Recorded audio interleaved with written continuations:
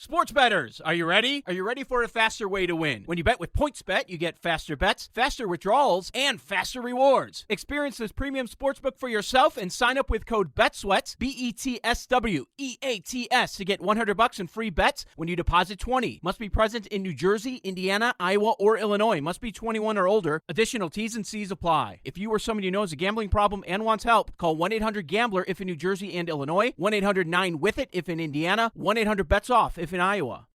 Odyssey now has hundreds of new exclusive music stations for you to discover your new summer soundtrack. Get moving with worthy workouts for a cardio sesh fueled by today's top artists. Hanging with your crew? Throw it back with Picnic Party for old school jams for your cookout. Or sail away with Odyssey's new yacht rock station, Jugger Yacht. There are hundreds of new exclusive stations to check out today. For summer barbecues, road trips, or relaxing poolside. For every mood, every interest, every passion. By Odyssey. Brought to you in part by Macy's and Geico. Beat me up on the mamas of all mama shit. Hey, I'm looking through my telescope and I see a mothership. Is that you? Beam me up. Hey, DA, I'm thirsty, man. Can you beat me up for a cold one? Hey, DA, what's going on, baby? Stop me off and beam me up. DA, what's the silly?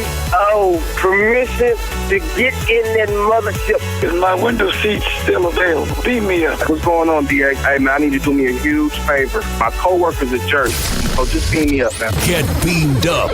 Everyone else has. It's DA on CBS Sports Radio. And we come to you live from the Rocket Mortgage Studios. Want to see your loan options, adjust payments and closing costs online in real time? Well, Rocket can. Coming your way this hour here on the show. Boy, what a great hour coming up here on the program.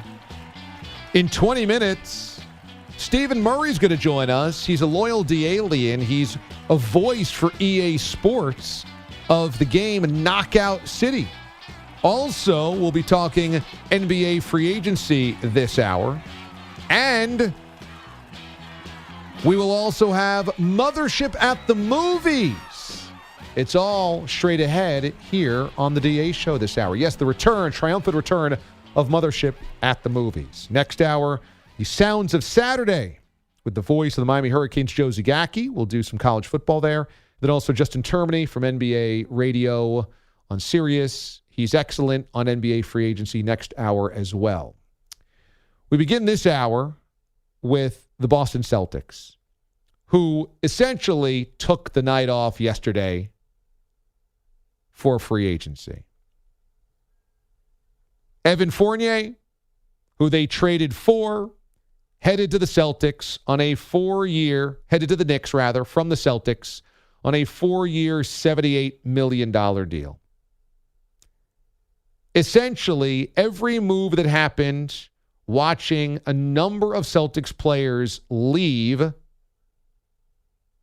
and not sign anybody else, and potential fits for the Celtics, suggested that the C's were just basically going to sit this one out. And we're looking at next offseason for when they would actually step up and do something. And it was pretty amazing just to watch last night.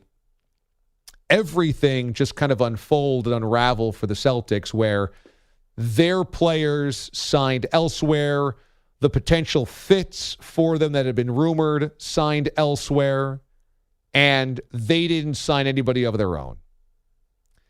And I felt like it was a real referendum by Brad Stevens, now in the front office, that the roster he coached, he thought sucked. Now, of course, it doesn't completely suck because you have Jason Tatum and Jaylen Brown. But the fact that Brad Stevens is letting almost everybody but those two guys, now that they've traded away Kemba Walker, everybody but Tatum and Brown,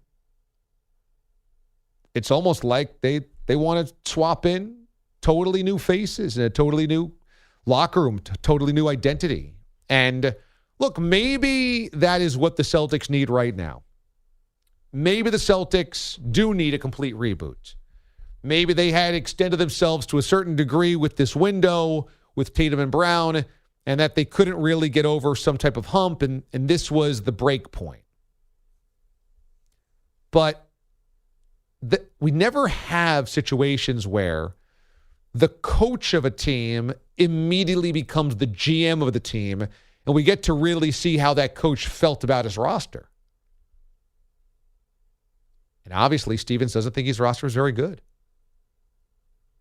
To me, the fact that the Celtics were so quiet last night, let Fournier walk as well, and didn't end up making any acquisitions for new fits or seemed to be fine with letting their roster kind of erode with guys leaving and play for next year is an indictment of how Danny finally built this roster. And perhaps it felt to Danny like this was the last hurrah, that this was going to be the last year that he got. Perhaps to Danny it was, let me go all in on Evan Fournier because I couldn't get anybody else, any of the big fish. Kyrie didn't work out, etc. And the Celtics were supposed to be better than they were this past year. They were supposed to be. The expectations were that they would be. But Brad Stevens now has his fingers on this entire roster.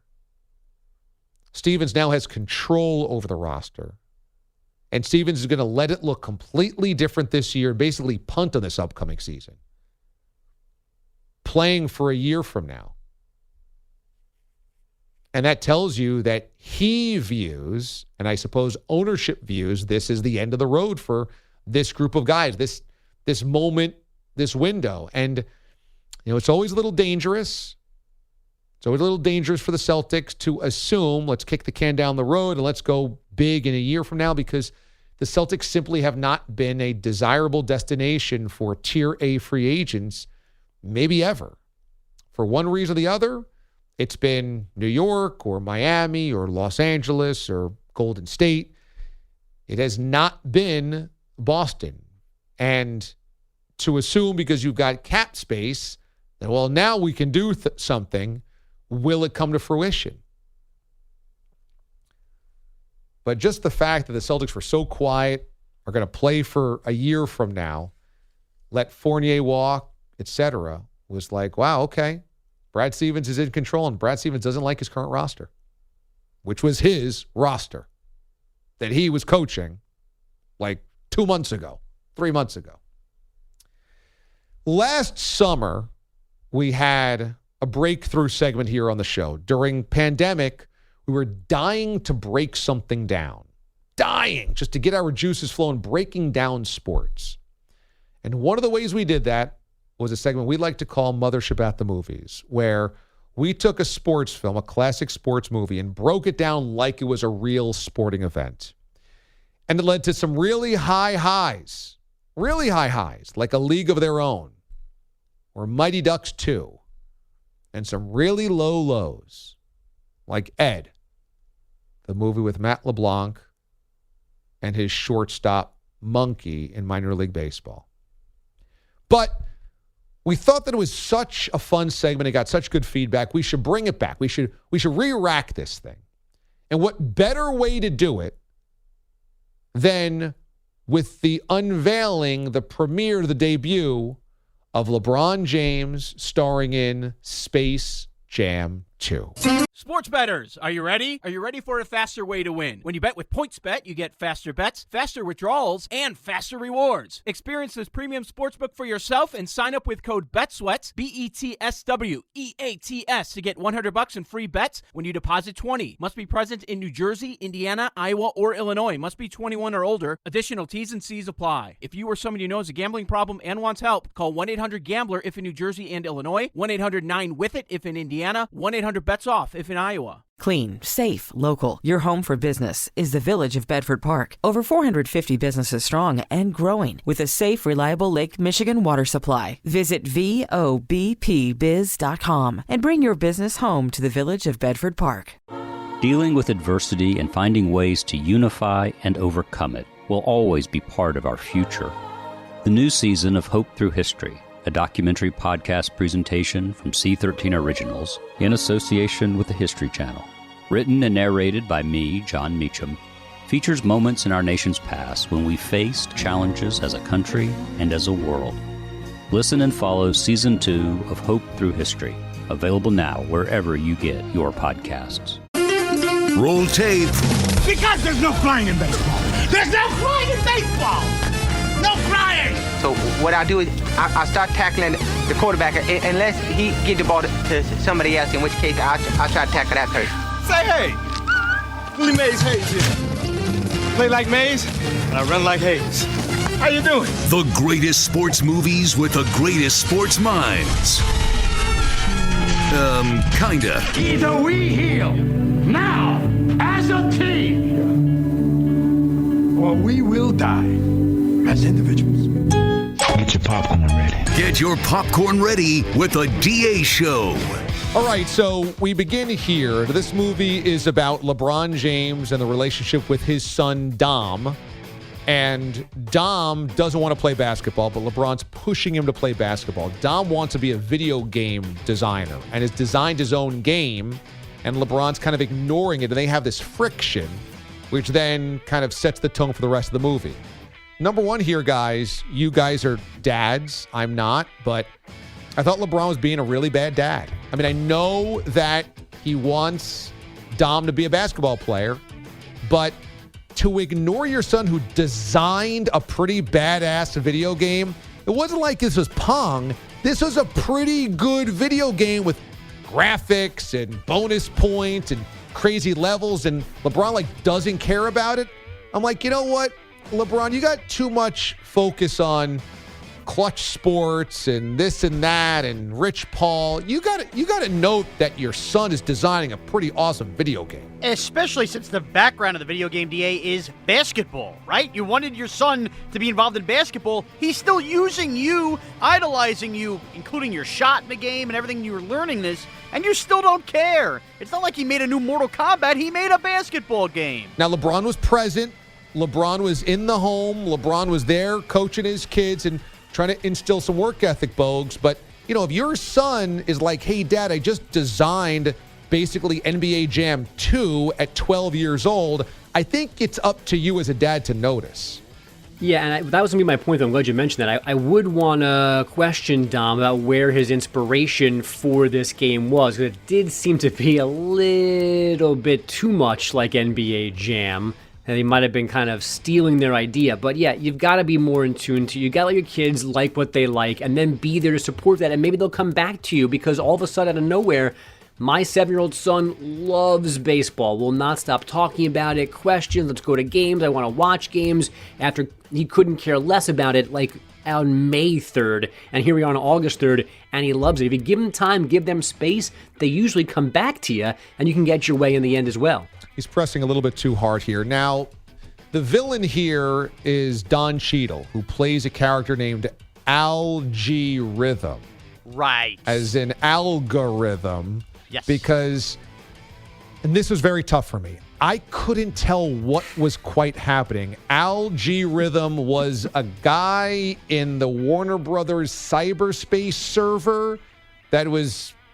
What would he kind of was the wizard that controlled all the Warner Brother worlds, but he also pitched ideas. I guess he would be like Warner Brothers' version of Siri that pitched ideas or spoke. And he didn't like, obviously, that LeBron had shot down this idea about movies, and then really angered him about all the hard work he had put in. But so are we meant to believe that there's one guy like Don Cheadle that controls the servers or the clouds or the inner space of all these companies? Is this just one guy? And do all of these algorithms, like, does MGM Studios have an algorithm? Disney Plus, do they have an algorithm? Does Pixar have an algorithm? Wait, you thought he was a real person? Isn't he in the computer? Isn't he an algorithm? Isn't he a computer system that tells them, that spits out ideas? Like, he's not a real flesh and bones person, right? Well, I mean, that's not how I viewed him as. He's not a person inside a computer. It's not like they built a computer around a real person, but he's played by Don Cheadle, not like a cartoon character. He has a but it's voice. a computer.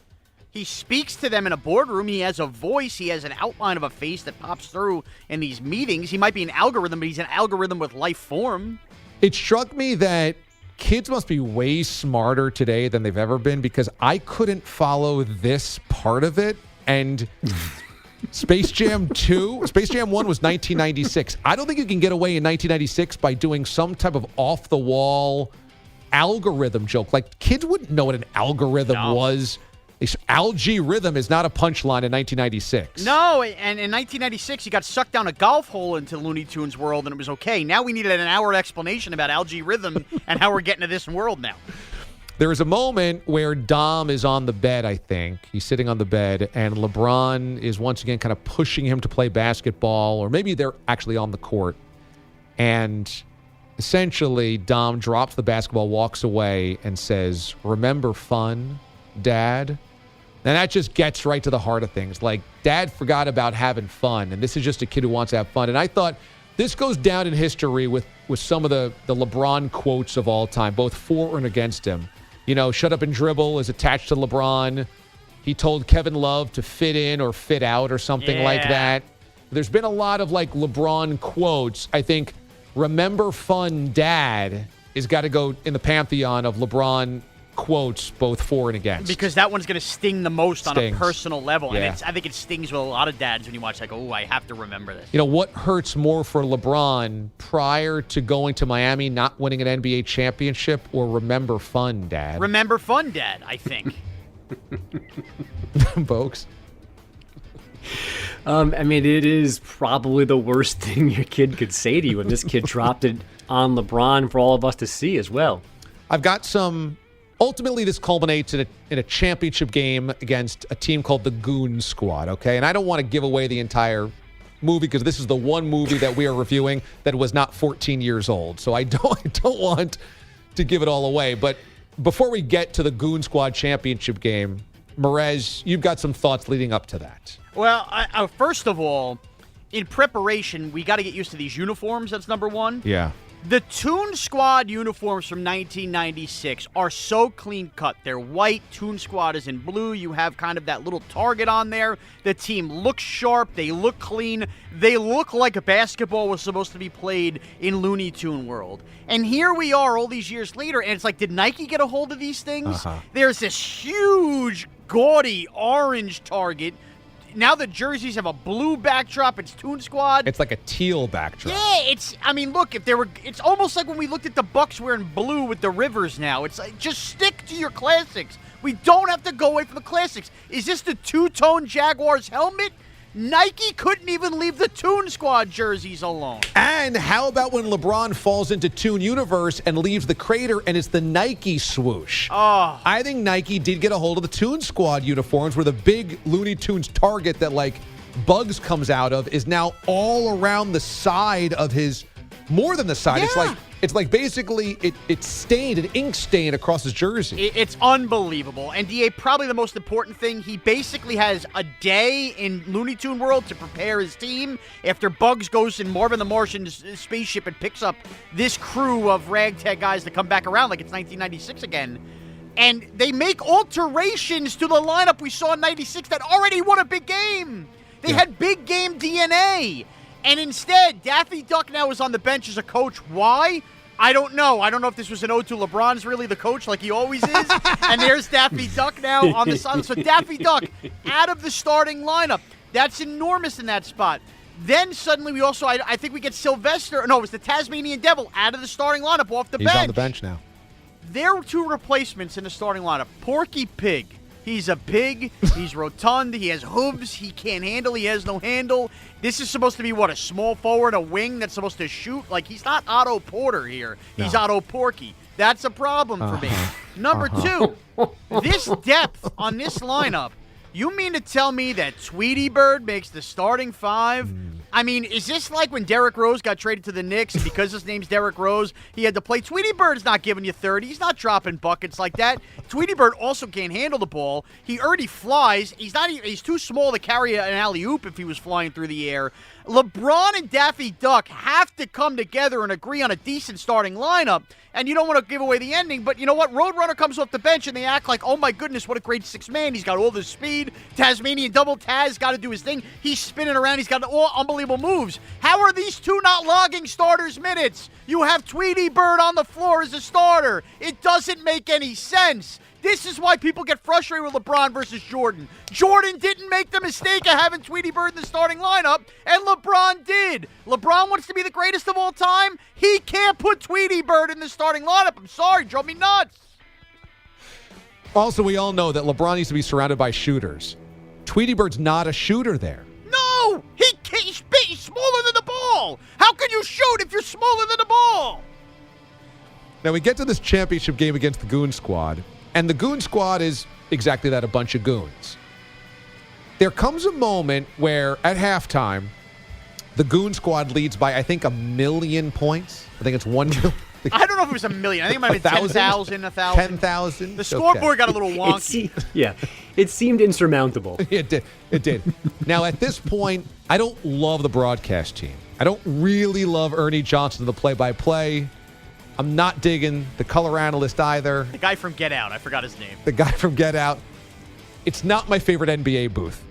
They didn't have much preparation. They were in their phone and got zapped in, and suddenly they got thrown right to a call with no chemistry trials. I needed Marv there. I'm sorry. I need Marv or Harlan to call this game. I'm like, this does not feel like a big game if Ernie and the guy from Get Out are calling the game. Can we get Van Gundy? It's like an NBA TV game at that point. Yes. I don't feel like this is the NBA Finals or a really big game where LeBron either gets to become human again with his child or stays inside a matrix for the rest of his life. Yeah, this was my Tweety Bird in the starting lineup. We already know Ernie Johnson's not a play-by-play guy. He might be the best studio host ever, but from baseball playoffs, we know calling games is not his thing. You got to pull somebody in, like you said. Even give me Noah Eagle if I can't get Ian in that situation over Ernie. Okay, when we come back, we're going to talk to Stephen Murray, speaking of video games, who's a voice for EA Sports and the game Knockout City. And then we'll get back into more Mothership at the Movies, because plenty more on Space Jam 2 straight ahead.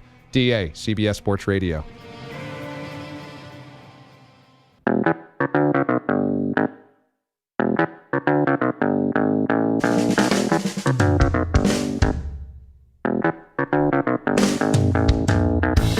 Good value, big upside. I like team handball a lot. I was good at it in gym. Really? Yeah. I used to be able to rifle it pretty good. You can only take 2 or 3 steps, I believe, if you have to jump through the circle, shoot the ball. It's a fantastic sport. It's DA on CBS Sports Radio. Who knew? Thanks for being with us, everybody. DA with you here on a Trash Tuesday. So hit us up with your trashes at 855-212-4227 or on Twitter, DA on CBS. Saturday on CBS, a full afternoon of sports begins at noon Eastern, 9 Pacific in Chi-Town, when Summer Hoops continues to sizzle with a huge doubleheader in the Big Three. Then at 2 Eastern, 11 Pacific, PGA Tour golf returns with a fantastic field, including Johnson, McIlroy, and Koepka competing at the WGC FedEx St. Jude Invitational. We're taking you from the court to the course. Saturday, starting at noon Eastern, 9 Pacific, only on CBS. CBS Spectacular, yeah! Our next guest is a loyal D-alien. And he happens to be the voice of Knockout City Season 2, a video game by EA Sports. Here's the sounds of our next guest. A world where terror lurks high above. Where warriors fight for dodge brawl supremacy. And teensy tiny brawlers battle it out. That's the voice of Stephen Murray. Stephen, good morning. How we doing? Hello. Happy being alive, Dave. You, DA. How's it going? I'm doing great, man. Thanks for joining us, and congrats on this amazing project. This is really cool. That trailer sounds, that's your voice, right? That's an amazing set of pipes you got. In the morning, hanging out with DC. No, DA, what's going on? But yeah, it's freaking crazy. The whole thing's amazing. That is my voice. It's a cool character. Throughout the rest of the trailer, too, in Season 2, you hear me like transition back to the character I am in Knockout City, which is this DJ that's on the moon, and he's He's the coolest guy around, baby. So he talks and he calls these dodgeball matches from the moon as he looks down on Knockout City. Wow, so this has a bit of a mothership vibe here because it has to do with space and some type of invisible DJ, and sounds like a party as well. So this has got some good mothership vibes. So this is ultimately a dodgeball video game. Correct. Yeah, it's they go by the moniker of Dodge Brawl. So it's basically, when people have like an argument in this city, there's no guns, there's basically no weapons. They just they have a Dodge Brawl battle, and that's how they deal with conflicts in Knockout City. So give us your background as a DA show listener. When did you start listening, and what's your favorite memories, bits, what have you? Yeah, I started listening right when you guys transitioned to the morning show. And I've always just loved listening to you guys. You're just super intelligent, and but you're goofy. Like the entire show is like, we're all intelligent, but we can also be goofy. So I like that aspect. It's kind of like a reflection of myself. I see the intelligence aspect. But it's just been you guys have had some amazing, the mothership of the movies got us through, that awful summer last summer, and I just dig listening to, the Trash Tuesdays and all the good aspects of the show. So it just became like a D-alien. I was like, all right. And I reached out to Sean because this video game had that aspect of a mothership and space and this cool DJ from the 60s and 70s that's talking all smooth. And I was like, all right, we'll reach out and see if there's a match with your show and kind of like this video game. And thanks for having me on. Definitely, it's been a lot of fun. That's awesome, man. Yeah. Well, thanks for the kind words. So, do you listen to us on an affiliate, or do you stream us on your phone, or listen to us on the computer? The Odyssey app. I listen on the Odyssey app, so I've been doing that. I don't think there's like really any affiliates here in upstate New York that I can get their signal to listen to you. So I've just been listening, CBS Sports app and then Odyssey, and basically every Monday through Friday. I start listening at 7 a.m. and then I listen back for the first hour or two. So I guess I'm totally a loyal D-alien. Yeah, that's amazing. So have you done voice work in the past? I mean, you could tell just talking to you, you have an amazing set of pipes. Have you done voice work? Price and participation may vary. Limited time offer. Yeah, I've done a lot of commercial work, a lot of radio, TV. Did a little stuff for independent movie. Just a lot of voiceover acting, and then over the last 10 years, I've been focusing on impressions and doing more of this fun aspect of video games and character development too. So, give us some impressions. Who you do? I started off many years ago as Sean Connery, so that was kind of like my way into voice acting. So when you're talking like Sean Connery, people just love to hear you say anything because they're like, "Oh, it's Sean Connery. He's amazing." Well, of course, obviously he passed away. So my goal is to do impressions of people in their 70s, 80s, and 90s. So now I'm the voice of Morgan Freeman, the voice of God himself. And when Morgan Freeman talks, baby, you have got to listen. So I did. That's pretty good. That's the impression that. Can you give us Sean Connery doing something about the DA show? Because then we could use that as a rejoin. Let's see. Sean Connery doing some DA show. Yes, if I was still with you, I'd be listening to DA and Mraz. Bogus, not so much. They all have sexy hair, though. That's why I listen to DA. That's pretty good. That's pretty good.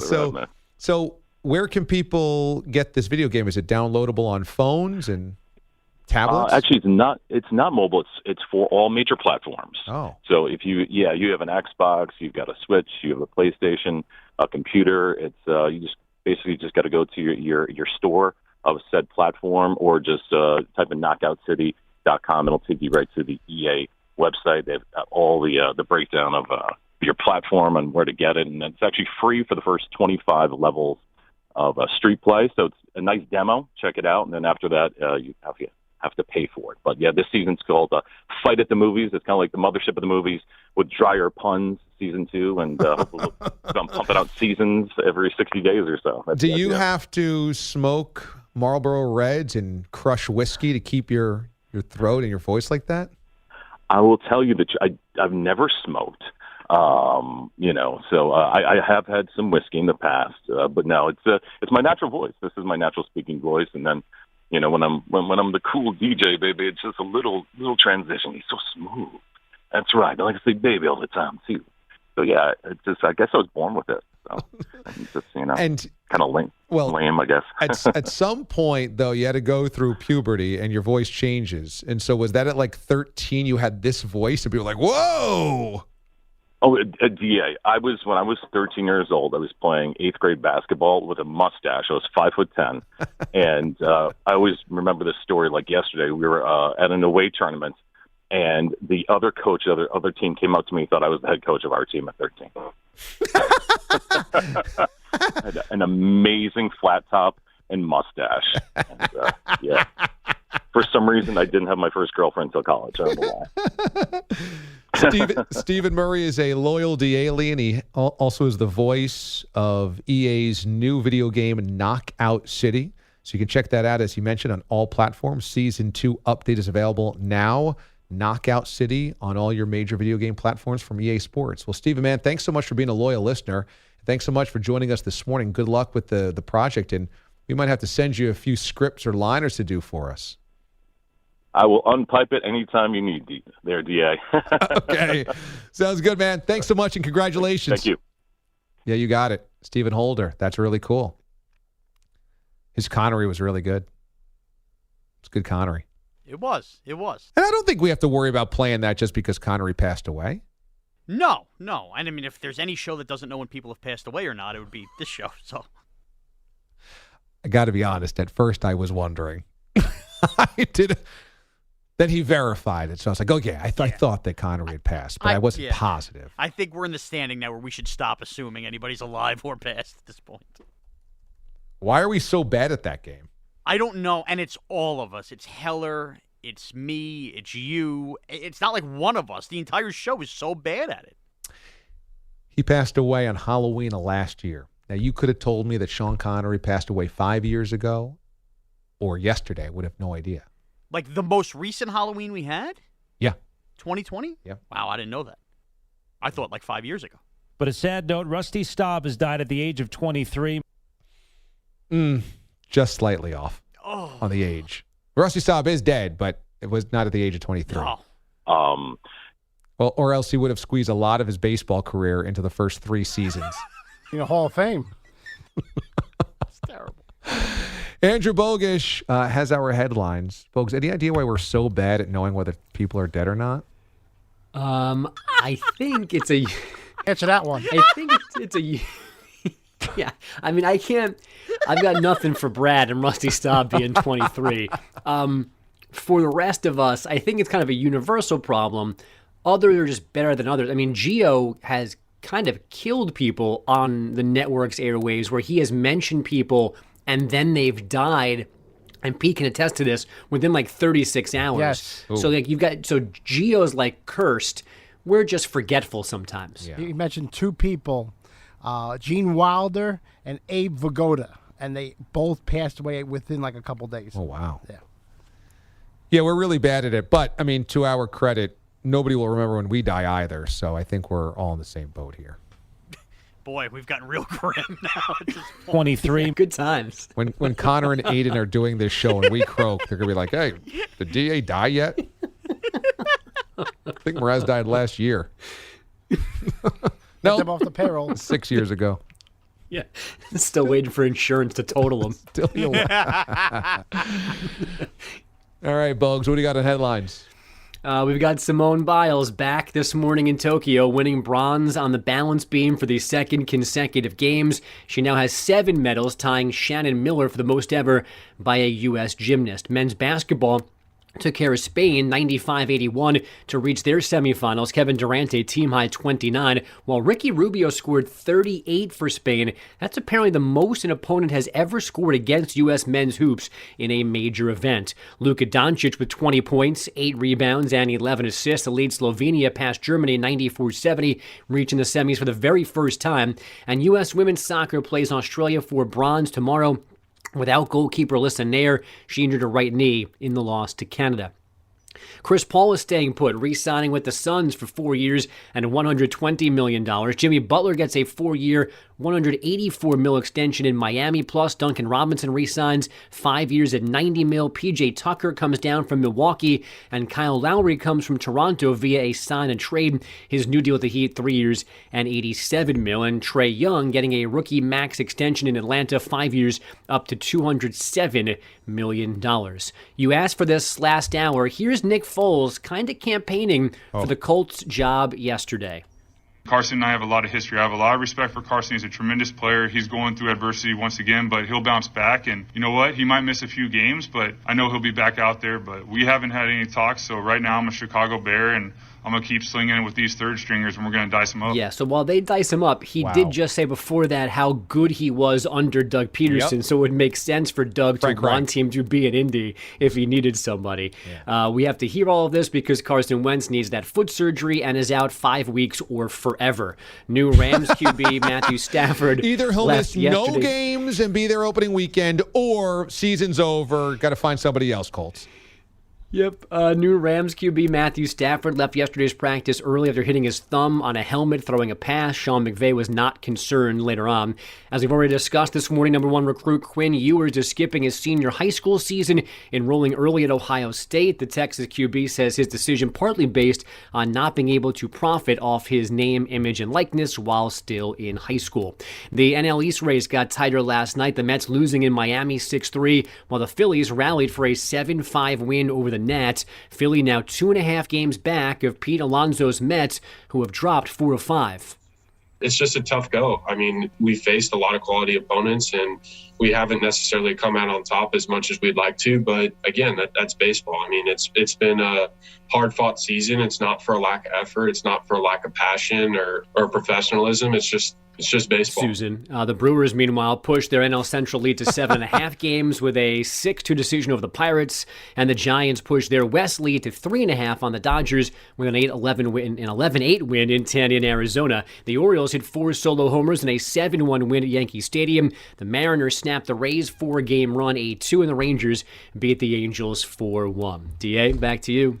Thank you, Bogues. When we come back, part 2 of our Mothership at the Movies breakdown of Space Jam, the conclusion. DA, CBS Sports Radio. It's going to be a good day with DA. Yes, if I were still with you, I'd be listening to DA and Mraz. Bogus, not so much. They all have sexy hair, though. That's why I listen to DA. It's DA on CBS Sports Radio. 45 minutes past the hour. DA with you here on CBS Sports Radio. You can always stream us on your phone. Use the CBS Sports app and the Odyssey app to do so. Last night, the Knicks spent a lot of money. Stop me when you've heard this one before. Evan Fournier, Derrick Rose. The Knicks were spending cash. And I don't know if it makes them any better. I mean, look, Fournier's a good player. Is he a great player? No, he's a good player. Derrick Rose gets a 3-year deal. Okay. 3-year deal for him. Has he got 3 good years left in him? I highly doubt it. They committed nearly $185 million last night. They also gave Nerlens Noel 3 years at 32. And Alec Burks, 3 years at 30. Derrick Rose, 3 years, 43. Evan Fournier, 4 years, 78. I mean, those guys just don't move the needle. Those guys are fine, but unfortunately it feels like, once again, Jim Dolan wanted to spend cash, had cash to spend, and said, go spend it. Get me players. You know, the Knicks had a really good step forward last year. And you hope, if you're a Knicks fan, that they can continue that, because Tom Thibodeau has now installed an offense and a defense commitment that the team understands, that he'll be coming back for year number 2. You should get more consistency out of players. The roster should have better expectations of what they're able to accomplish. You seem to have some type of temporary sanity happening within the front office. But at the same time, does this help you? Does this help you to commit now 3 years to Nerlens Noel, 3 years to Alec Burks, 3 years to Derrick Rose, who's 35 years old, 4 years to Fournier? Do you want your money wrapped up in those guys? Do you want those contracts guaranteed? Or are you just spending money because you got it? And it's always felt like that's what the Knicks do. Instead of roster build, they spend money because they got it. And really, ultimately, this offseason's not defined by Evan Fournier. It's defined by whether or not they can pry Damian Lillard away from Portland. Because Chris Paul said no to the Knicks yet again. And Kyle Lowry said no to the Knicks. And, it's sometimes it's not about just spending the cash because you got it. It's about actually making sure the guy that you spend it on give you the type of team that you want, and also then the ability to go get that tier A guy if he becomes available. This year, that guy wasn't available. Mothership at the Movies, Part 2. Space Jam 2, starring LeBron James. So we get to the championship game, and the Goon Squad is leading the Toon Squad with LeBron by like 10,000 points at the half. And then, as you might imagine, spoiler alert, Toon Squad gets on fire in the second half. And to me, this is where LeBron's Hall of Fame credentials come into play. Great halftime adjustment guy. At halftime, he realized the way that we're playing in the first half is not going to get it done. And so, Toons, you just get tuning. Just go total tune. And I thought allowing the Toons to step up is a little bit like encouraging Kyrie to be better, encouraging Kevin Love to be better, encouraging J.R. Smith to be better, making sure your role players can also develop and deliver the goods. And so that, to me, was a real check mark in his column. But I thought the turning point of the second half was actually the rap battle. At some point in time, because Don Cheadle / Algae Rhythm says something that kind of rhymes, he unwittingly steps into like a hip-hop bonus, which causes Porky Pig to go into rap battle. Now, I give LeBron a lot of credit. He gave Porky the stage, and this is how Porky delivered. What up? It's Porky Pig. They call me P-double-L-G. Step to me, he don't want no trouble. I was famous before the internet. Since 1935, I've been getting respect. This pig is lit. I'm super legit. Every time I'm out in public, people asking me for pics. Nobody knows you when you walk the street. How your last name Rhythm and you're still off beat. From beginning to the end, I'm here for all the smoke. Your squad ain't all star. Your squad is all jokes. And just with one bar, most famous of all quotes. This battle is now over. That's all, folks. Now, I thought his best line was, your last name's Rhythm, but you're still off beat. I think that's what he said to Algae Rhythm. That, to me, is a big one. And then also ending with the that's all, folks, is a pretty solid final line. Yeah, and also reminding everybody, he's been around since before the internet, so ain't nobody going to shake him out of his hooves. So this gives the Toon Squad an enormous boost. It gives them like 5,000 points or something like this. And it's the turning point in the second half because now they've closed the gap to within striking distance. It's like getting like a 14-point lead to like 6 or 7. Now you feel like you're only a couple of buckets away. My problem here, though, is how does the Toon Squad not, upon learning this, just go, okay, rap battle only. We're just doing rap battle because it's goons. The goons can't rap. Porky has already killed it. Just keep putting Porky out there and win that way. You don't even play basketball. So you want him to kind of be like TJ Oshie was in the shootout in that Olympics. Again, who knows where that happened. We don't know the rules, though. This is Dom's game. Maybe Porky's only allowed one rap battle per game. Do you have confidence in Sylvester or Granny stepping up to the plate and having a rap battle win there? By the way, thank goodness Porky contributed something with his starters minutes. The thing, though, is that you can make up such a huge part of the deficit in such a short amount of time. Porky goes up there and I think makes up like 4,000 or 5,000 points in one fell swoop. That's way bigger than any alley-oop to Lola Bunny. You're right. But again, I don't know. This might be a one-time user play usage. The rules of the game are a little odd. Diana Taurasi is a snake. You're right. Probably not winning a rap battle. I did think that LeBron and Lola had really good chemistry. She throws him the alley-oop. He leads her for a nice bucket. I thought out of all of the teammates, Lola and LeBron had the best chemistry. It's natural with Lola. Lola has always been the best handle of any of the Toon Squad members. She doesn't chase rings. Rings chase her. That's the way I would look at it. That's my final recap of it. I got anything else that you want to add here? Yeah, I mean, look, they played quick in transition. When Granny came in, she really slowed things down with the walker, but then showed that her life in the Matrix universe came through. I thought that was a big critical moment. And then also, look, you can't have the hype of Dame Time entering the floor where he could literally stop time to dunk on you and then somehow only materialize 30 to 40 points in a game, as you mentioned, where rap battles can get you 5,000. It seemed a little off, that game plan in the second half of the Goon Squad. AB, any final thoughts on Space Jam 2? I mean, the Goon Squad certainly opened up the door. Again, that lead at halftime, 10,000, 1 million. It seemed like no one could come back, but LeBron came back, and Sean made the comparison in our first segment. You want to be Jordan, you can't do this, you can't do that. Well, I've never seen Jordan erase a 10,000 point or a million point hole. Plus, Fair. Porky started, but then he was there because he started to win the rap battle. So you can crush LeBron's decisions, but in the end, LeBron's decisions got LeBron back to the real world.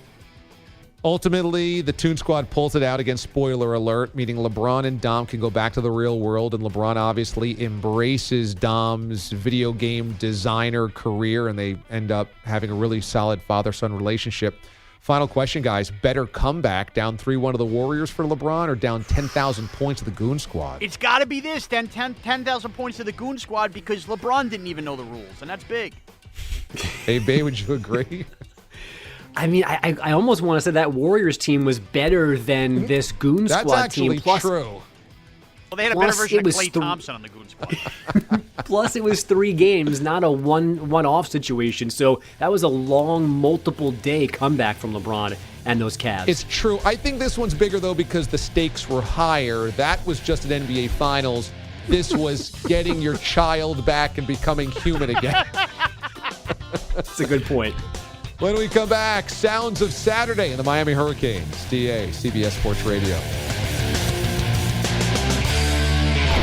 Hey, we're the hosts of Pod Save America. Every week we break down the political news that makes us laugh, cry, and scream into the void with a conversation that's entertaining, informative, and hopefully useful. We try to be serious without taking ourselves too seriously because we all have to stay in the fight. Democracy is under attack, and there's a whole right-wing machine that's counting on the rest of us to give up and check out, and we can't let them win. So join us. New episodes of Pod Save America drop Mondays and Thursdays. Listen for free on Apple Podcasts, Spotify, Odyssey, or wherever you get your podcasts. What's up, everyone? I'm Carmelo Anthony. And while you may know me as a basketball player, there's a whole lot more I'm ready to talk about. That's why I started What's in Your Glass, a show where we'll sit down for a glass of wine and a conversation with the biggest names in sports, music, media, and entertainment. Listen and follow What's in Your Glass, a presentation of Cadence 13 and Creative 7 with me, Carmelo Anthony, now for free on Apple Podcasts, Spotify, Odyssey, or wherever you get your podcasts. Dealing with adversity and finding ways to unify and overcome it will always be part of our future. The new season of Hope Through History, a documentary podcast presentation from C13 Originals in association with the History Channel. Written and narrated by me, John Meacham, features moments in our nation's past when we faced challenges as a country and as a world. Listen and follow Season 2 of Hope Through History, available now wherever you get your podcasts.